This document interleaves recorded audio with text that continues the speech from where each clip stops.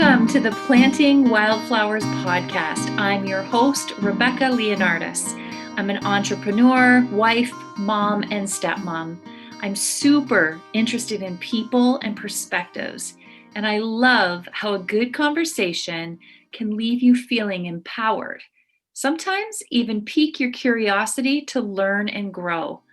Mostly though, I love how really listening to one another opens up limitless opportunities for that beautiful sense of connection and community that we all love. Thanks for tuning in. Let's be inspired.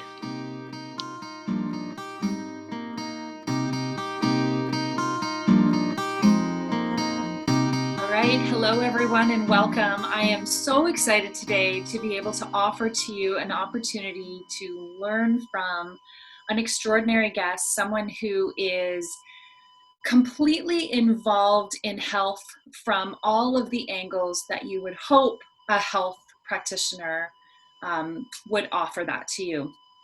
Her name is Megan Pennington. I'm going to allow her to sort of identify the work that she does, tell us a little bit about herself, and then we're going to dive wholeheartedly into an experience with Megan. We're going to immerse you in some discussion on immunity and let the conversation flow from there. This is such a relevant time, relevant topic with an absolute expert. So Megan, I couldn't thank you enough for being here with us today. People need your wisdom, they need your energy. And I'm a firm believer that unless we take time out of our day to immerse ourselves in these types of conversations, we continue to not know what we don't know. So questions won't come up that, sort of hit the nail on the head when we're discovering solutions to some of the goals we have set for ourselves. So I'm thrilled to learn from you today. And I'm going to turn it over to you so you can tell the audience a little bit more about yourself.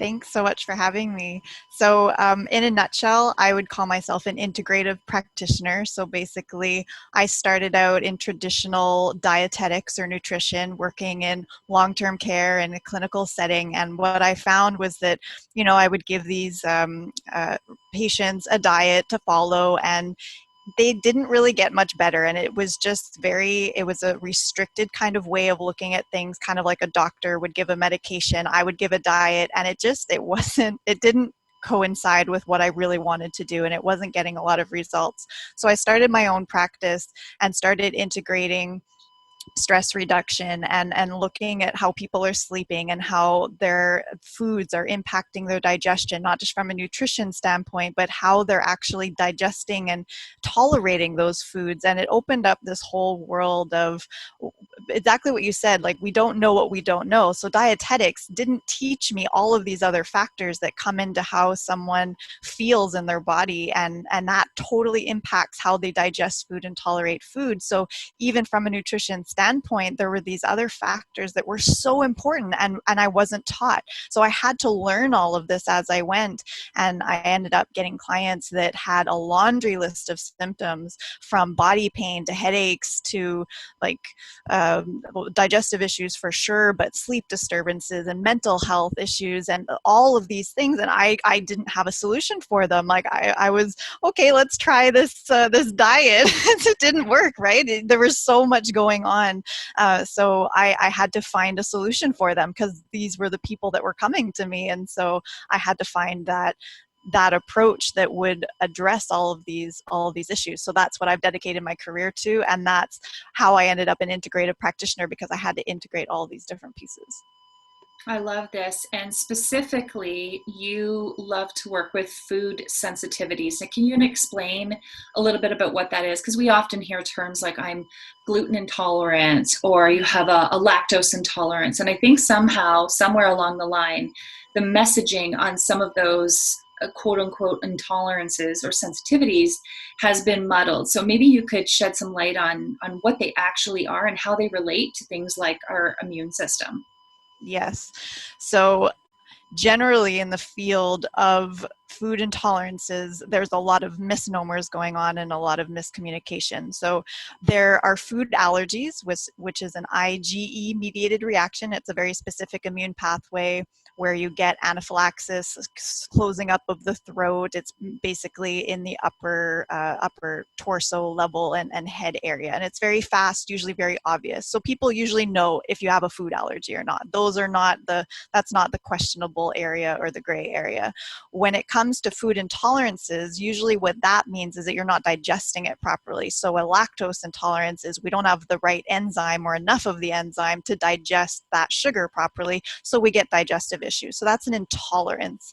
And then a sensitivity is an immune reaction like an allergy, but it's not IgE mediated, meaning that it's not going to cause the same symptoms. It's usually a delayed reaction. It's more subtle. You don't notice it right away. So often people have many of these sensitivities going on that have kind of developed over time, and they don't know. They just know that in general they're tired and they're not digesting well, and they have body pains once in a while, and they have headaches once in a while, but they're not making the direct relation between what they're eating every day and this subtle response that's building up over time. So that's where I found a real power in my practice, is when I identified a tool that could really easily identify these triggers that people are experiencing. So that the food and chemical triggers that are triggering this immune response that are very subtle that people aren't noticing, because when they addressed these, when we identified them and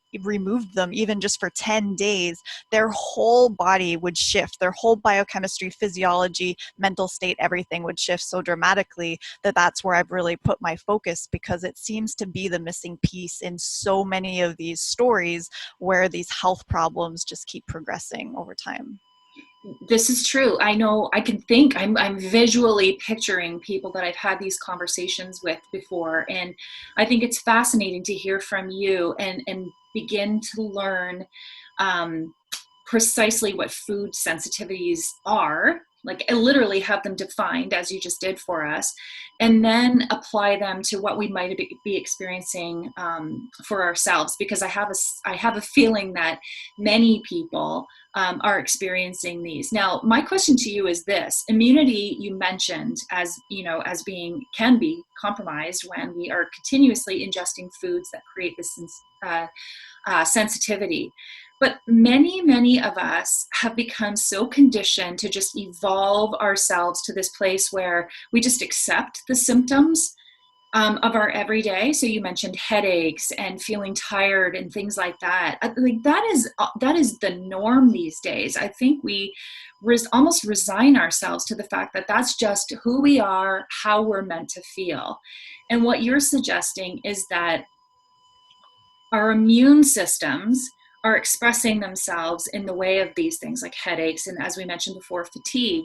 And we are literally causing the problem by the food we're choosing to put in our mouths. So how would someone, for themselves at home right now, prior to engaging in any kind of medical advice, health advice of any kind, how would they diagnose themselves to the point where they knew they needed some support outside of what they were already doing?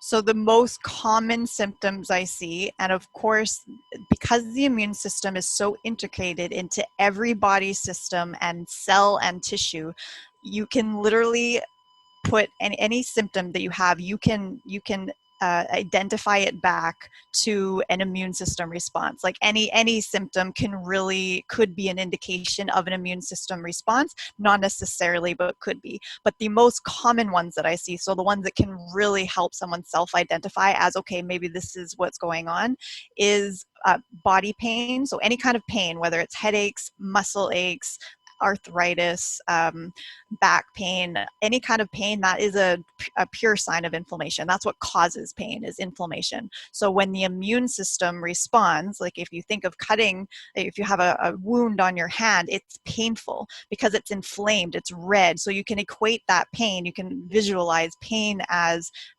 inflammation, and it's the immune system that causes that inflammation. It's a protective mechanism against the wound, against against bacteria, against those types of things when you cut yourself.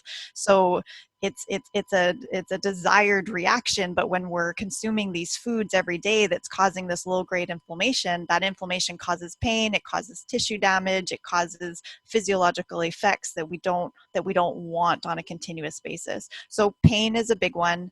Also, digestive issues. When we have an immune response, it changes the way our smooth muscle contracts. So our smooth muscle makes up our vessels, but also our intestinal tract. And so this can appear to someone as constipation. So it kind of stops the peristalsis movement. So you can be very constipated and bloated and backed up and feeling like you're not digesting well. Or it can look the exact opposite, like diarrhea. It could just kind of push everything out. So it goes in either direction, sometimes both, and that would be called IBS, irritable bowel syndrome. So that's another big indication, is digestive issues. And then the third one is mental state. So it impacts our biochemistry in a way that our hormones and our brain biochemistry will also be altered. So if you're very tired a lot, or you're moody, and it's all sporadic, it probably has a contributing factor in what you're doing on a daily basis, and food is a big one.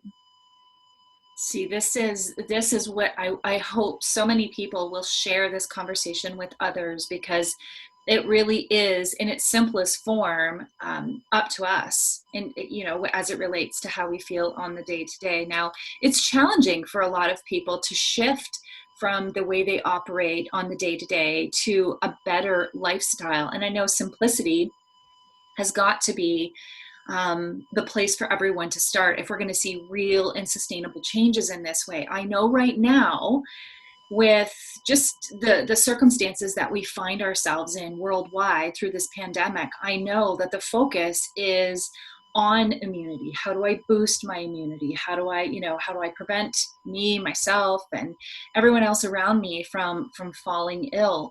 And so immunity has become like this hot button topic wherever we go. And in fact, everywhere there's this immunity spin on just about everything.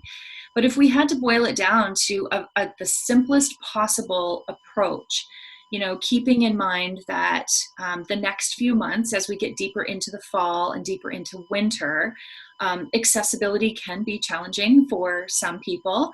Do you have recommendations that would allow somebody, a place to start, like a Mm-hmm. point, a great place just to start? Tell us about that, because I think everyone is really leaning in at this point to that kind of advice. The best place to start, and thankfully this has been supported by lots of research, so it's not just my opinion. You can go, like on my website, for example, I did an article on it that lists out all the research, so someone can really verify what I'm saying. But it's vitamin D. So vitamin D has been shown to really impact our response to viruses, bacteria, and it really helps to regulate the immune response. So it's not that we just want to boost it, we actually want to regulate it. And the difference is that when we have a overactive immune response, that's when we start getting complications with viruses and especially COVID, because they've noticed that it's a cytokine storm, they call it, where it's an overactive and inflammatory response that actually causes the complications. You can have a virus and just heal from it and it's fine. But if you get really bad complications, it's usually related to this cytokine storm. And so we want to regulate that response. And by vitamin D is a key player in that. So vitamin D helps us to regulate that response. So our immune system is responding appropriately, not overzealously or underzealously. It's doing its job properly. And that's what we really want. And that's actually what addressing the immune system in general, that's the goal, is that we want to regulate it, not necessarily boost it with all these different supplements and that, and kind of not knowing what you're doing. That's usually not what you kind of want to do. You want to support it. You want to support it in its natural function. Its natural function. So that's the approach that I would take, and vitamin D is the best place to start because it's a key player. And there's other factors. Sleep is important. Relaxation is important. Making sure you're not stressed out all the time is very important, because all of these things impact the immune response. But vitamin D as like an outside helper is really the best place and the cheapest and easiest place to start as well. I love that tip because that's something that is well within everyone's ability to access. Even if you, are not overly mobile, there are so many great sites that you can order really high quality products, vitamin D included, so you could begin on a journey to wellness just through that simple step, therefore boosting your immunity. I love what you said. You're sort of painting this picture of how the immune system is linked to so many other systems. And I think sometimes we don't give any credit to the immune system sort of being the forefront of that because, if we're poor sleepers, as an example, we think that we're catching colds and typically unwell because we're not sleeping well. And there is some truth to that. But are we putting the cart before the horse type of thing? If we were to nurture our immune system, would sleep be a natural results? A good night's sleep would be the natural outcome in a situation like that. What's your opinion on that? Yeah, so it's reciprocal. So lack of sleep will inhibit the immune system, and an inhibited immune system will alter your sleep. So they're working together. One fluctuation is going to fluctuate the other, and it works both ways. Okay. I think that's a thing that we need to take a look at a little bit more often. And therefore, you've touched on a couple other topics as well.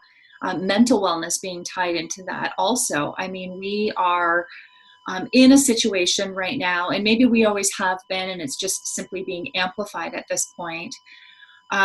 Mental wellness has become one of those topics that is at the forefront of every conversation, it seems. We're hearing data and statistics, although we'll come back to that in a moment about the statistics. But we're hearing about the increase in mental wellness issues. And I just sort of would love to hear from you how, again, the immune system, and you've mentioned this before, but let's go back to this point about how the immune system, when it's strong, when it's supportive, is also very supportive of not just our physical wellness, but our mental wellness. Mm-hmm. So it's multifactorial. The first way that it does this is by having a regulated immune response. You also have a regulated cortisol response and other hormone responses. And then the hormones, when they're regulated, they're regulating the biochemistry in the brain. So everything is tied into the other. When you have one that is out of whack, it throws everything else out of whack. So that's the one way that supporting any system in the body will also support the others. And that happens for the immune system, our vascular system, our mental system, our endocrine system, all of it. They're all work hand in hand. And the other really important thing to know that many people don't know is that when the immune system responds to something, whether it's a bacteria, a food, stressors, some other stressor in the body, the immune cells release what's called mediators. And these mediators they don't stay kind of in one place. They go everywhere. So if you have mediators, like there's prostaglandins, leukotrienes, cytokines, remember I said that cytokine storm is implicated in complications. These cytokines move to the brain. They move to different parts of the body. They can cause pain, they can cause inflammation, but they can also cause biochemical changes. So when it moves to the brain and there's that biochemical change happening in the brain, your moods get offset, your mental state gets offset. And so that's how it really ties into the immune system, and how basically removing that response or decreasing it will help you have a stable state of mind. Critical these days.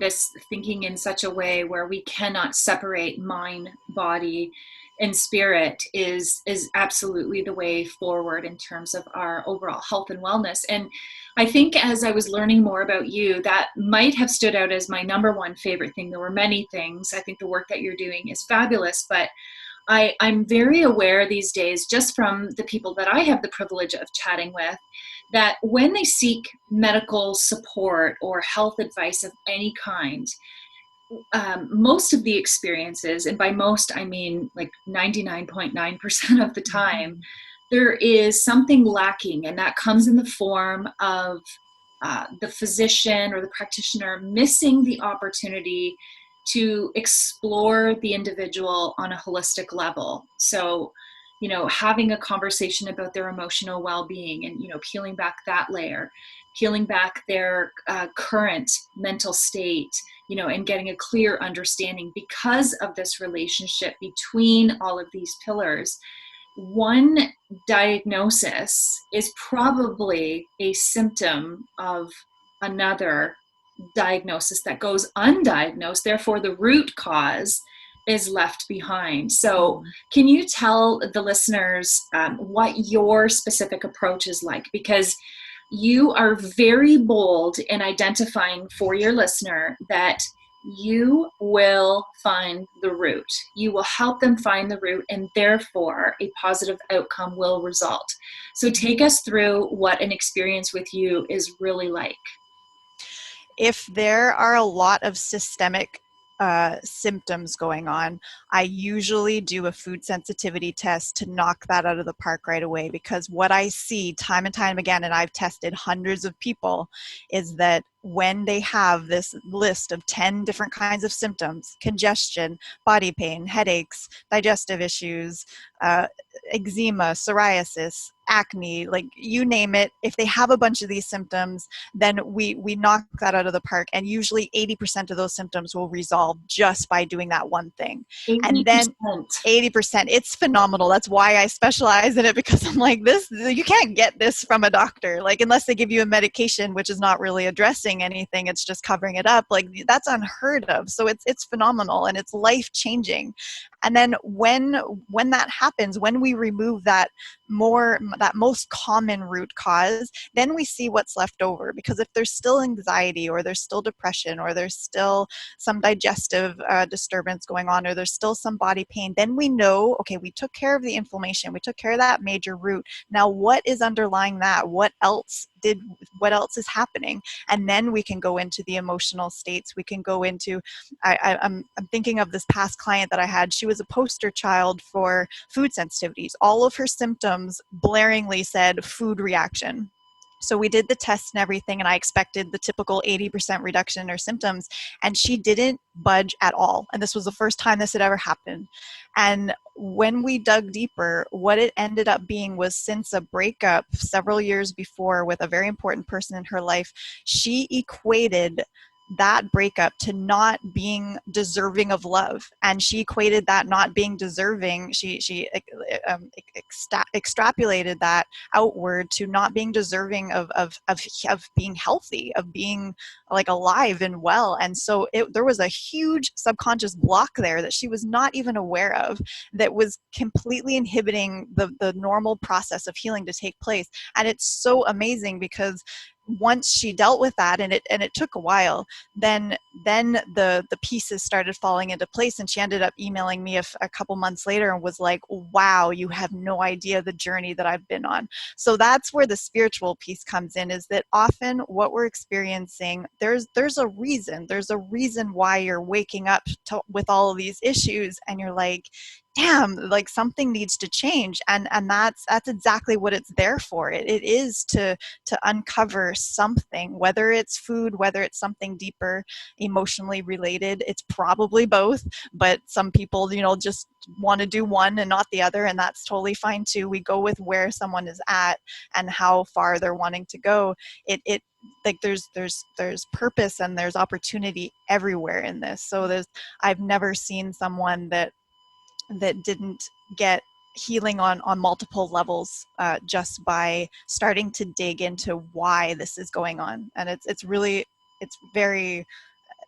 that's why I do this. It's like it's nice to heal on a physical level, but what really gets me is the underlying levels, because that's where we really grow and we really change. And that the health piece is just a doorway to that deeper shift. Yeah, that's who we really are, is who we are on the spiritual level.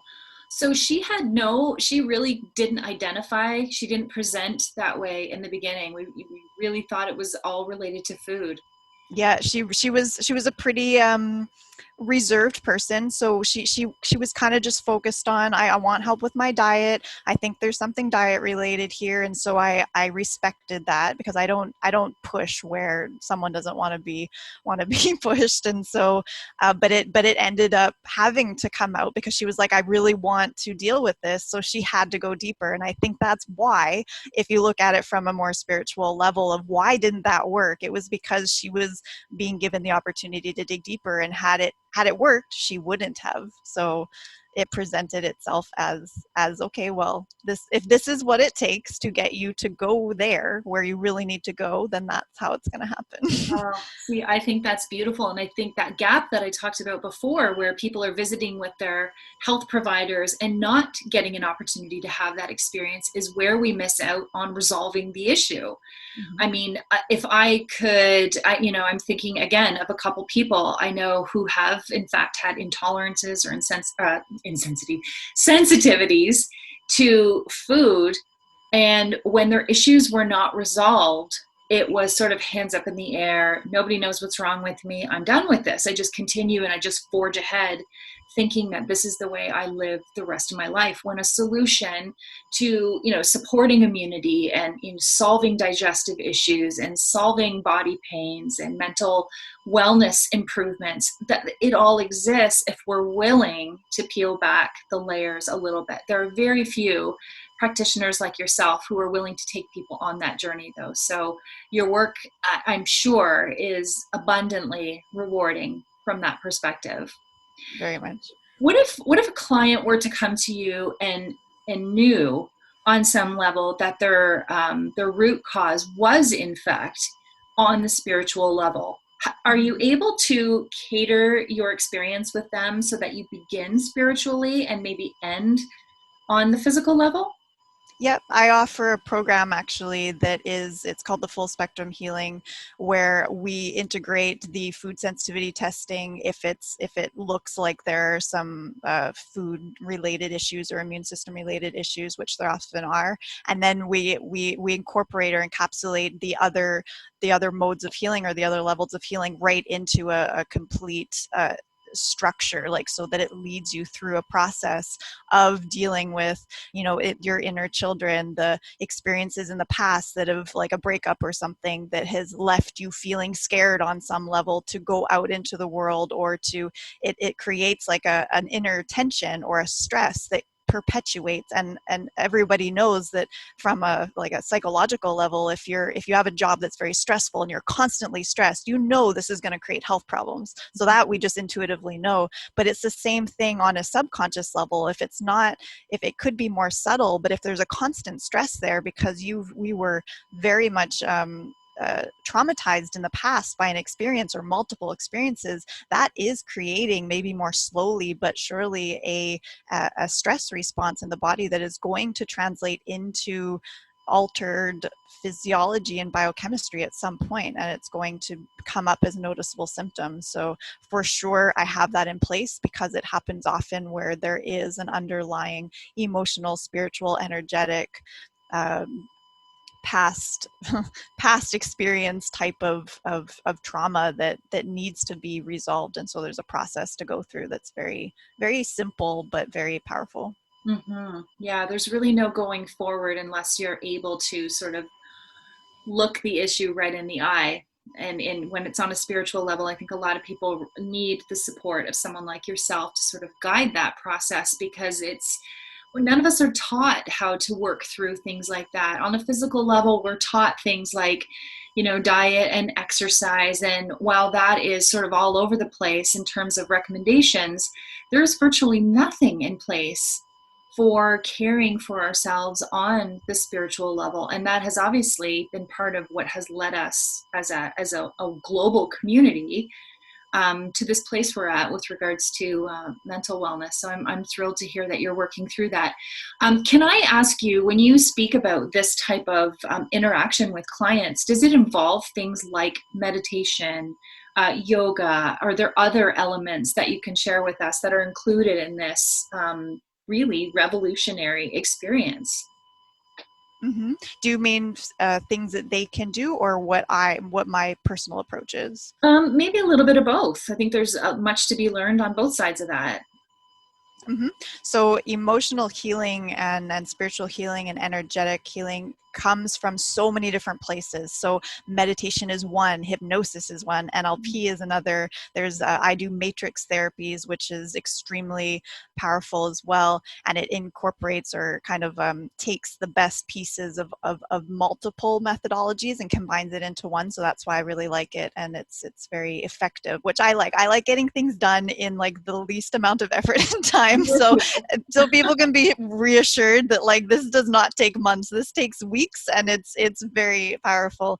But like from a standpoint of someone wondering like where can I start or what can I do on my own, anything that makes you feel joy. And I know it's so cliche and it sounds ridiculously simple, but really, as soon as you feel joy, whether it's meditating because you turn off the mind, that's perfect. Whether it's doing yoga, whether it's going out in nature for a walk, whether it's sleeping with your child, like whatever it is, if you feel that sense of peace, you are literally putting your biochemistry and your hormones into a healing state. It's the parasympathetic nervous system. So you are doing yourself a world of good just by transitioning into that state as often as you can and as long as you can.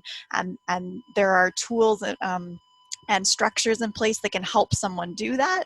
But if they just want somewhere to start and they want to do it right now, look for your you look for your happy, look for your joy, look for the things that bring you fulfillment and peace, and that's going to shift your biochemistry right there.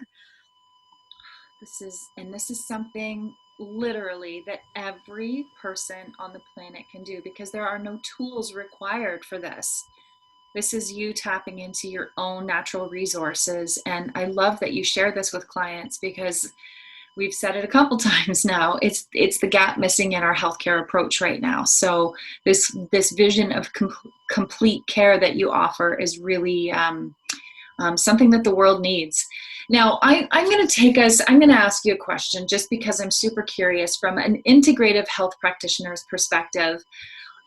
I mean, we have found ourselves in unbelievably abnormal times, and everyone is experiencing this in a little bit different way. I would love to just sort of get your feedback, and you can carry us in whatever direction feels right for you, but your perspective on things like the COVID-19 vaccine that is, being rushed to market. I'm advertising my bias already. Masks and distancing, all of those things are having an effect. Positive, I don't know. Negative, I don't know. But share your perspective with us because you do, excuse me, approach things very holistically. And I think we could all gain a lot from your insight here. Mm-hmm. So my opinion is that focusing on the distancing and the masks and vaccines is a real unfortunate missing of an opportunity to to be healthier, because the missing link there is that what everyone is focusing on are these external things that are going to protect us when we have immense power in regulating our own immune system and building up our own resistance to getting sick. And we're totally missing the ball here. It's like the universe has passed us this ball of like, here's your opportunity to have nothing to do where you can focus on your health, and we're totally missing it. Like or the government is completely missing it, not everybody. So that's my perspective on it. In terms of vaccines, what I want people to know, because I think a lot of people don't, is that there are adjuvants, like aluminum, for example, in vaccines, which cause a heightened immune response. This is how they work to develop antibodies, is because you need the immune response to actually respond to a vaccine in order to build up the antibodies to protect yourself in the future. So these adjuvants are usually toxic on some level. That's why they inflame or why they overstimulate the immune system. And with relation to COVID, we don't want an inflamed body. We don't want an overstimulated immune response. That's where these complications come into reality. And so I would encourage people to be very careful when deciding whether or not to get vaccinated.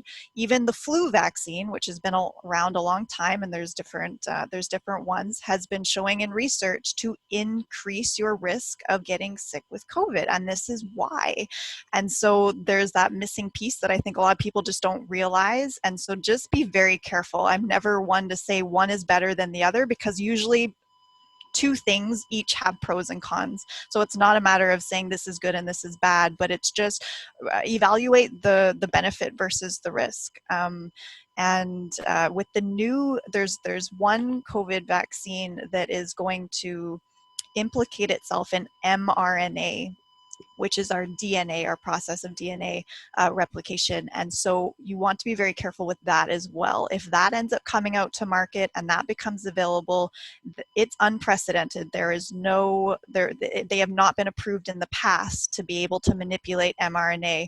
And so that is going to be something that doesn't have safety studies. It doesn't have a track record. And so, and that's just not like an aluminum toxicity that you can reverse. That's going to be something kind of permanent, an alteration to your DNA. So that I would also be very, very wary of. Okay, and excuse me, as I understand it, these nanoparticles, and you can correct me if I'm saying this incorrectly, but once they're in the body, there is not a detoxification process like there is for other things, other injectables. Once you've said yes, you are committed to the results that emerge from taking this vaccine. Am I correct in that? From what I understand, yes. Yeah. And so the research is new on it. There isn't a lot, so, but that just makes me even more wary. Like we want a track record. We want safety studies. We want long-term safety studies, not just 1 year, and not just looking at certain things. Like they're not looking at autoimmune disease or things that would develop over time. They're looking at, did this person get sick within 3 weeks of getting the vaccine? That it's not thorough. It's not thorough at all. So be very, very careful with that. That would be my recommendation. Okay. Is just be very aware that we don't really know. It's essentially going to be an experiment. Yeah, from what I can see. World's largest experiment. No, I really appreciate that feedback. It's very good of you to share your opinion on that. Sort of tied into that with then, who do you look to for information? Who are your mentors, so to speak? And you know, we mentioned before. A lot of the media and mainstream information that we're getting right now is very muddled. So it's easy to feel inspired by fear. And unfortunately, we have to sort of dig through to find information that is valuable to us. So I'm curious who your mentors are, who your information sources are, where do you apply any level of trust? That's a great question, and one that I'm kind of like, so my mentors have changed over the years. What I tend to do is I'm open to receiving information. So I kind of go at the world with this child mentality of like, I am open to learning, and I've always had that. And so what tends to come into my view are these opportunities to learn from different people. And so I never really stick to one mentor, because often I'll learn what I needed to from them, and then I move on to another, and then another. So so I've had many, but generally, if I can kind of instill some wisdom as to how to choose what information is valuable or not, anything mainstream that that is kind of, you know, pushed by government and CBC and just like the even Facebook, like anything that's kind of a common narrative that looks like it's kind of being pushed, I try to just take it with a grain of salt. I might read a headline and go, okay, I've seen that, heard that before. Let's look for something else.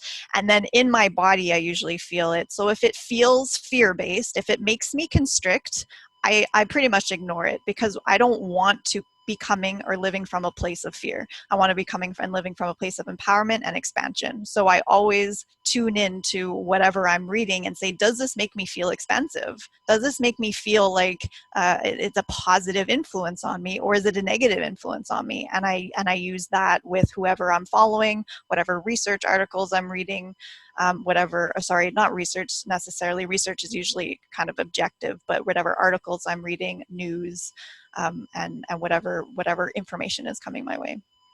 Megan, that is like the juiciest tip ever. I mean, I've done that in the past, but I'm so thankful for the reminder to be mindful of that feeling of constriction when information lands that way for you. And again, that's something that literally every person on the planet has the opportunity to do for themselves. So I think that tip is so invaluable. Thank you for that.